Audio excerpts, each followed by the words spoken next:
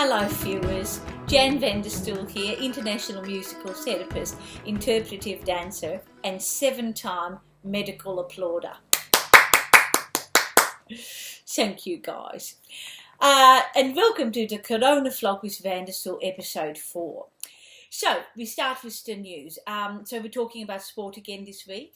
The NRL, the National Rugby League, they want to start playing sport again. They want to start playing matches apparently as early as May, they've said. And some people are very upset about that, saying it's outrageous, you know, that they should do that. But I'm saying let them go, guys. Let them get on the field because, you know, at least with all the rugby players on the field, there's going to be a massive downward spike in domestic violence. So that's good for everyone. New South Wales Minister Don Harvin, he had to resign this week over the scandal about him working from home, except that it was his second home down the south coast. And again, people being very cruel, but I say, you know, look, if you're rich guys, these people, the richies, they have different, you know, things to deal with than people who are poor, different pressures. If your boss rings you up to say, I want you to work from home, but you've got 2 homes, well, you think, yeah, easy for you to say, but which home?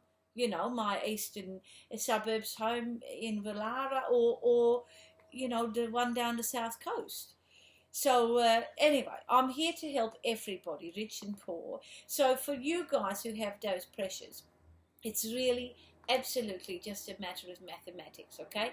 If you have 200% more homes than homeless people or 100% more homes than a person who has 1 home, and your boss rings you to say, you know, I want you to work from home, and you think to yourself, oh, fantastic, I'm going to go down to my second home, then that's the wrong answer.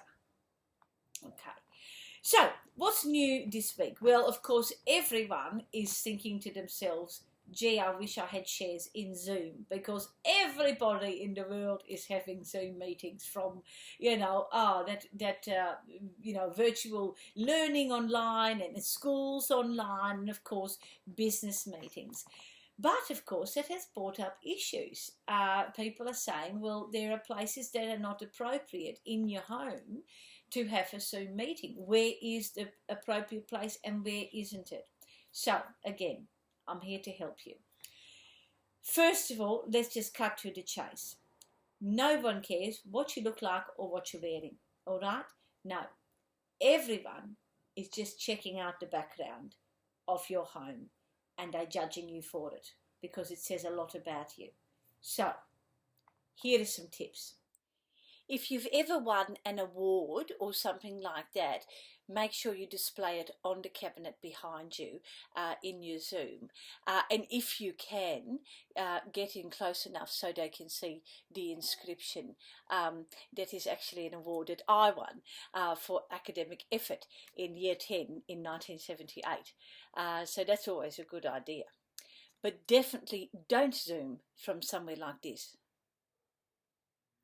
People will think that you are a loser and that you live with your in-laws and you cry after sex. But do have a Zoom from your garden. People will think that you have lots of money, that you're a great cook, and that you're sort of like in an SBS film, you know, one of those foreign films where you've got 3 lovers and everybody just really gets on really well, you know. Unless your garden looks like this, in which case you're just going to look like one of those people that were in the Tiger King series, the ones that had no teeth. And obviously these are big no-nos.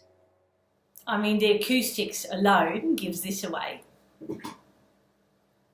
And honestly, unless you're Jacinda Ardern, nobody wants to see you sitting in bed with your sloppy Joe on or whatever it is that you wear to bed. You know, with Jacinda, it's so comforting.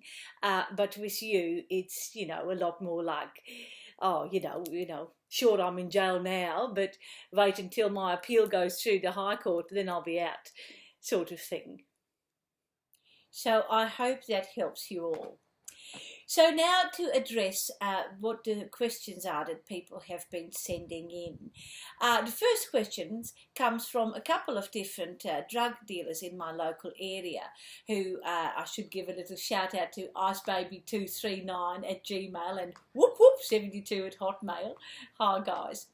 They wrote to say they want to still work and contribute to society, but how can they do this when they're isolated in their homes, you know? And they wanted to keep up with their small business, which is important. I mean, we all have to do our part, but we also, if you can keep running your business, you have to try, you know. And also I was thinking, just like the arts industry, they have been completely overlooked in the stimulus package by the government. It's a massive train going past.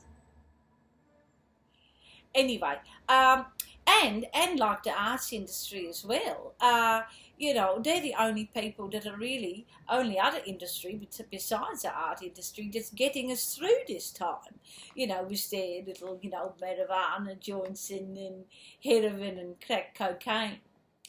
So guys, here's a little bit of advice and a little bit of an idea for you guys. Get a dog. Because if you have a dog, you can go out many times a day and walk the dog. And you can, you know, chat to other dog owners, you know, out and about. Sometimes also you can get a little bit closer when you pet the dog, you know. And you can bring your plastic bags and pick up the dog poo, you know. Oh, actually, that last bit is actually right. You have to actually pick up the dog poo for real.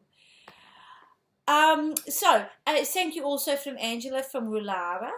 She wrote to me saying, Jan, I'm really worried about my weight. You know, I'm just overeating and I'm going to put on a lot of weight during the coronavirus. What can I do?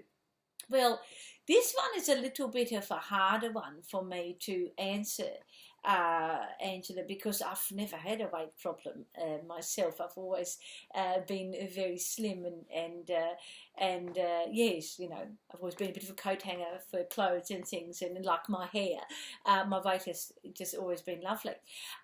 So it's a bit difficult, but I was thinking, well, maybe just, you know, say what you know, and maybe you want to just try the Dutch diet, which is 7 different types of cheese and 4 types of butter every day, with just at night time a couple of, you know, blocks of chocolate and 2 bottles of wine, and then just stop, you know.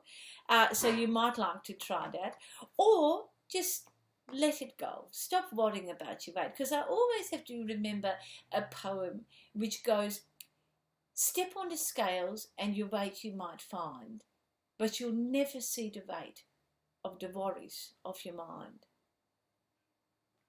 So that is pretty deep, hey?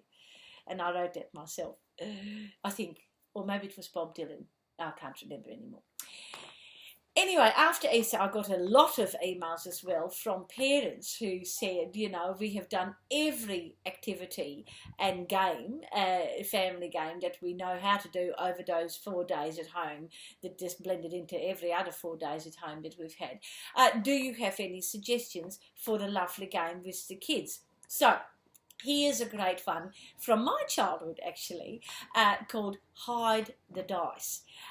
So what my parents used to do is they would have a couple of nibblies and some drinks and things, and then my dad would have a dice and he would hide it somewhere around the house, you know, in the lounge room. And then they would just sit there and have their nibbles and drinks and go hotter, hotter if you were getting close to the dice, or colder, colder, colder if you were walking away from the hiding spot, you know. And it was so fun, and they would just sit and have drinks, you know, and sometimes it would literally go on for hours, you know, this game, and they'd just be there drinking and things, and then at the end my dad would just say, I didn't even hide it, and he'd have it, the dice in his pocket, you know. And it was yeah, so fun. You just never forget those kind of treasured memories. Anyway, that's it for this week. So please remember, if you want any questions answered, do get in touch on the socials on at Jan van der Stool on the Instagram, Twitter, or Facebook. And you can also you can press the button receive updates down here to get updates on our next vlog, and also go into running for actually having a chance to have a look at the vlogs for free, which is lovely and generous. So stay safe, be kind, stay indoors, and if you did enjoy the vlog, please share it like a lovely little, Maravana doobie-doo. Yeah, thank you very much for that. Whoop whoop 72 at Hotmail.